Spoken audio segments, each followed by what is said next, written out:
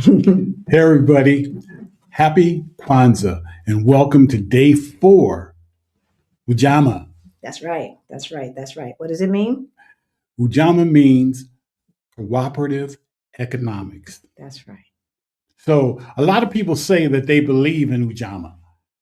Very few people can point to where they actually own something. All right. So we've got a trivia question for you. All right. If you're watching from the future, let us know in the chat. In the comments where you're logging in from, and let us know the answer that you think. Okay. Which of these actually creates Ujamaa? Yeah. A, buying from a Black owned business. B, owning shares in a business together. C, supporting a business on social media. Or D, shopping local. Do you think it's A, B, C, or D? Once again, buying from a Black owned business is A. B is owning shares in a business together. C is supporting a business on social media. And D, shopping local. Put your A, B, C, or D in the chat. Exactly. So, at Our Black Utopia, we do not confuse consumption with ownership, y'all. All right. We study how wealth is structured, how it is protected, and how it is transferred. And we say this clearly. Ujamaa is a legal structure. All right. So we're going to talk about that. We're going to explain it and a whole lot more. But first, we want to introduce ourselves. Hey, y'all. I'm Halisi. And I'm Rick. Welcome to Our Black Utopia. Who's Black Utopia? Both of ours. On our channel, we talk about money, travel, and life abroad. We help folks who look like us, getting close to retirement age and forgot to plan, get their money straight so you can retire on time or maybe even early. Abroad ain't bad either. Abroad is not bad. Abroad is not bad. All right, sweetheart. So what are we talking about today? So today we're talking about why buy Black is not Ujamaa. Today we're breaking down what Ujamaa really is, why consumption is not enough. All right.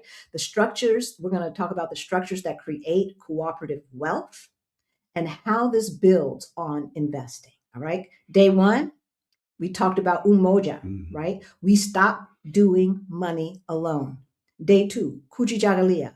We take control of our capital, right? Day 3, ujima. We learned the rules. And now today, Ujamaa is where we formalize ownership. All right. I just want to let you know what back in 2018, Rick and I got a wake-up call. We looked at our money and it looked crazy. We were my eyes, crazy. We were too close to retirement age for that money to look as crazy as it did. But we did get our financial act together, and we went from negative 22,000 in net worth to over 1.1 million in about 3.5 years. Y'all, if we can do it, you can do it too. You can do it too. Yes, right? You can. You can do it too. So if any of that sounds interesting to you, what we need you to do is subscribe. You can support the channel if you want us to continue bringing content like this and the political ramifications, which is what we talk about a lot often as well. Subscribe. Don't lurk around. Go ahead and subscribe, hit that like button and that notification bell twice so that you know every single time we go live or drop a new video. And we see y'all in the chat. Yes, we do. CK, Badia, Shanora, Venus, we love you guys. And we're going to keep it moving because we're keeping them short during these days. All right. We're keeping them short. Okay. All right. So Ujamaa is cooperative economics, shared ownership, and formal structures. Ujamaa is not buying Black or good intentions and buying without support, without control. Right. Ujamaa is not buying Black. It is not good intentions, all right? And it is not support without controls, right? Yeah. Why buy Black is not Ujamaa, okay? So we've already given you part of the answer. Buying is transactional, y'all. Buying is temporary. Buying is reversible. Ownership is structural. It's legal. It's durable. If you do not own, you do not decide. Period. The end.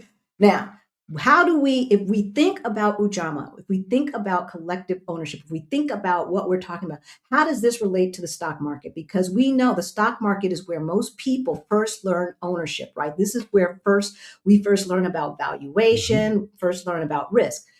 For most of us, especially today, you need $5 to get into the stock market. Yes. I'm sure everybody watching got $5, right? You can own a piece of something, a piece of a company with $5 a week, $5 a month, however much you can afford. It's a lot harder to buy a home, right? It's a lot harder to buy a business or a franchise. But with $5, you can buy a piece of a business. Yes. Okay? Stock ownership is fractional. It is distant and passive. So this is only part of the whole recipe. I just had a brain fart on the name. Right. Ujamaa is concentrated ownership, shared governance, and direct accountability. Right. This is a progression and not a replacement. That's right. Ujamaa structures. Okay, what actually counts? Here we go. Get your pens out. We've been talking about some of this. Worker co-op. A worker co-op can operate in two different manners. Whichever one you choose has different implications and ramifications. But the first thing that you need to know is one person, one vote. One person, one vote. Okay. And everyone who is a member of the co-op gets a vote. All right. Yes. It also means shared profits. So if you have a company and you are sharing profits, right now we talking about side hustles, right? That's what we're talking about building business. But some of us are going to scale. Some of us are going to have employees. And for those who want to scale to that point, think about what a difference it would make if each employee understood that their own success was dependent upon company success.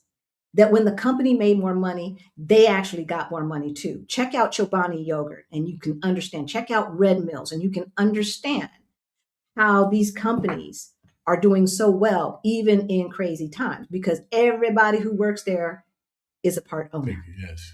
All right. It also involves consumer cooperatives, okay? Multi-stakeholder cooperatives, ESOPs. I explained what an ESOP was yesterday or the day before. It's an employee stock ownership plan. If you are at a job, if you are still in working age and you still plan to work, y'all, if you can find a job at a company that has an ESOP, an employee stock ownership plan, every single employee gets automatically put into that ESOP. Okay, that doesn't mean that there's not a 401k as well, because a lot of these companies have both 401k plus your profit participation. Now, ESOPs work a little different than co-ops. You don't get one person, one vote, but you get a seat at the table in terms of profit participation. Okay. Okay. And then there's hybrid models for each of these. Each of these have rules. Each of these have rights and responsibilities. All right. But the one thing that you need to understand, no structure, no Ujamaa. All right. How does this fit with our side hustles? So this is where the side hustle part comes in. Most side hustles fail not because the idea is bad, but because everyone is buying alone, they're marketing alone, and they're distributing alone. That's right. That's right. Ujamaa applied to side hustles. What does this look like? Purchasing co-ops. And this is why we have the side hustle cohort, you all. Okay, this is why. Because if we have several people who are buying similar things or the same thing, why not buy together in bulk? Right? That's what a purchasing co-op is. You buy bulk supplies, lowers costs, better margins, right? There's distribution co-ops.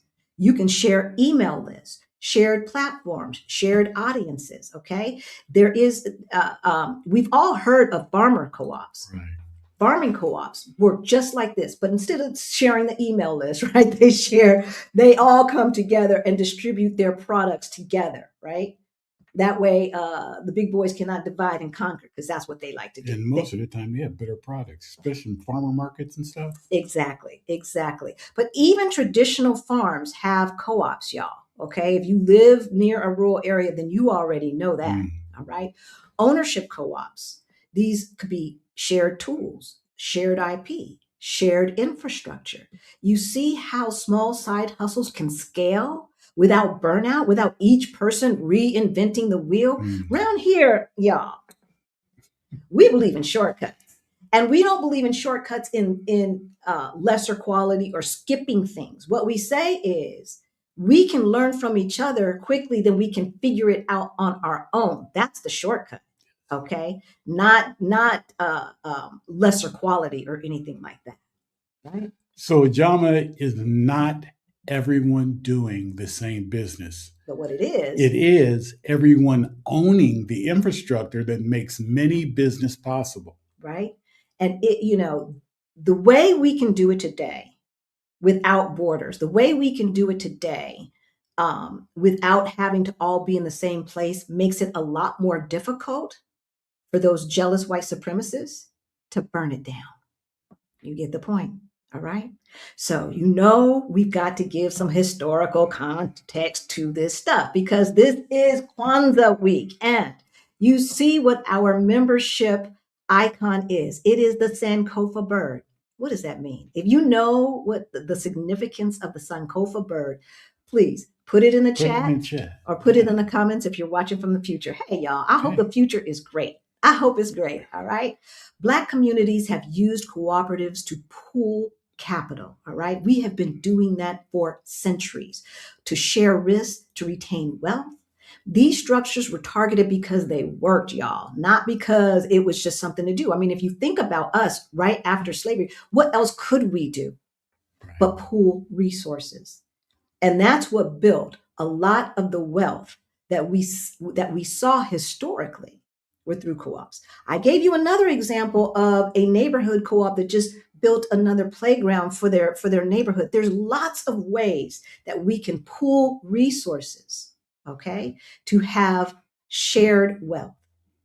All right. So y'all probably know what the answer to the trivia question is. The official answer to the trivia question is B. Owning shares in a business together. That's right. That's right. Consumption is not Ujamaa, y'all. Ownership is. Yes. Right? Right. Okay. We knew that. We knew that, right? So if your wealth depends on one location, on one business, or on one person, y'all, it's vulnerable. Okay. And in these uncertain times with the melon felon doing all the stupid he's doing, I mean, like every day is something. Every day is something. And he can't contain it in the United States. He has F with the whole world. Exactly. Do you, for all of you who are thinking, oh, well, I don't know, I'm going to stay. Do you know the Department of Justice just made the First Amendment a terrorist crime? Mm-hmm. Anybody who is anti what ICE is doing is now labeled a terrorist. Anybody who speaks out against traditional family values is now labeled a terrorist by the Department of Justice. Y'all, it's time to go. It is time to go. And do you want your tax dollars paying for that nonsense? I was about to say, so cooperative ownership distributes the risk, all right? Cooperative ownership distributes the risk, survives movements, and cannot be burned down, all right? Nope. All right. Ujamaa. So in Ujamaa, in one sentence, it's, what happens when collective values become legal ownership? That's right. That's right. So everyone. Hopefully, we only have a few seats left for our side hustle challenge. If you are interested in taking your business to the next level, this is for you. If you are interested in taking an idea or a concept, or maybe you don't have any idea what you want to do, but you need some extra income, we can help you through the process of figuring out what would work best for you, your lifestyle, your personality. Okay. We go through a whole bunch of exercises to figure that out. And then we go from concept to launch in 10 weeks. We meet every Saturday. CK says $1 in the stock market. We meet every Saturday for 10 weeks. Okay. And we start around the 17th or 18th, something like that. Everything we're talking about this week comes to life in practice. All right. We're starting this next side hustle. I think it's the 18th. I think it's the 18th. So this is where you will build real income streams, y'all, just like we have. All right. This is to supplement early retirement because we was tired. We was tired. All right. And we did not have enough to like not work ever again or to not bring in any extra income ever again.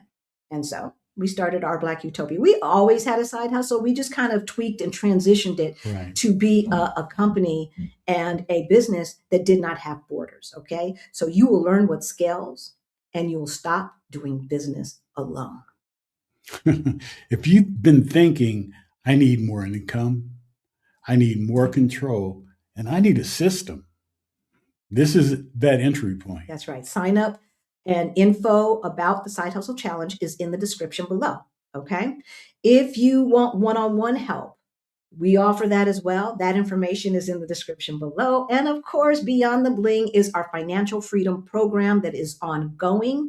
We meet every second Saturday of the month for group coaching. So the price that you see includes group coaching with Rick and myself not every month, because maybe we didn't do one in December last year. We did this year, but last year we might not have. I don't know. I don't remember. Anyway, at least 10 months out of the 12 months, you will get group coaching from us, okay? And the professor has what the Snowflake bird is. Ah, right here. Look back in order to go forward. Exactly. That's what the Sankofa bird is all about, right? And so if we don't look back at what worked before for our communities, before we thought integration was the end all be all, we can find what we need to move forward as a community, okay?